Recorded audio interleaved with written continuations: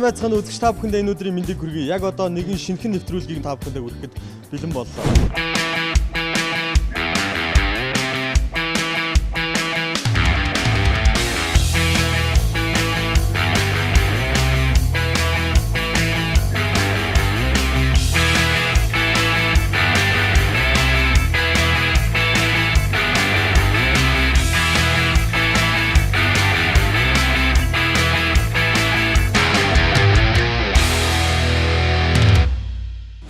Нэвтрүүлэг үзэж байгаа хүн бүр өдөр бүр хүнсний болон бараа бүтээгдэхүүний худалдан авалт гэдэг. Харин өнөөдрийн үзэгч та бүхэнд хүргэж байгаа энэхүү нэвтрүүлгийн гол зорилго маань доктортой хэрэглээ ба ногоон худалдан авалтыг хэрхэн амьдралдаа зөв хэвшил болгох вэ сэдвээр энэхүү нэвтрүүлэг маань та бүхэнд хүргэхэд бэлэн боллоо. Миний зүүн гар талд Fantastic Production-ы жүжигчин Монгол улсын соёлын тэргүүний ажилтан Барслав хүрэлцэн ирсэн байна. Баярлалаа. Миний баруун гар талд Андра модель агентлагийн багш жүжигчин Энхтэй нар маань нэвтрүүлэлд оролцохоор хүрэлцэн ирсэн байна.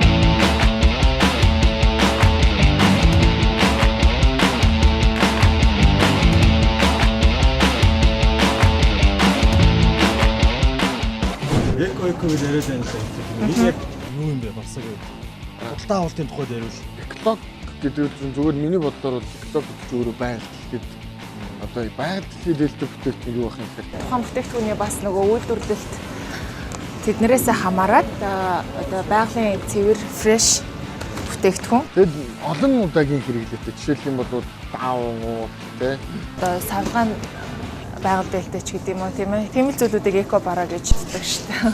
Бизнес бүтээгдэхүүн авчуу би. За. Цаг яваад байгаа тийм ээ. За энэ гэсэн.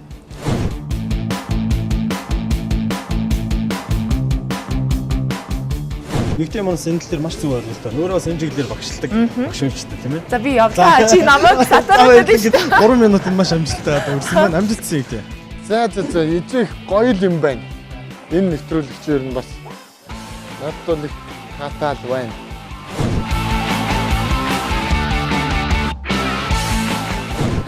Амар бодоол явж байсан таг мартчихсан шүү дээ. Асуулт асуугаад ахаар чинь тэгээд асуултанд хариулах гэж юм чи. Тэр бас хөтлөгчийн бодлого байлаа. Тийм байна.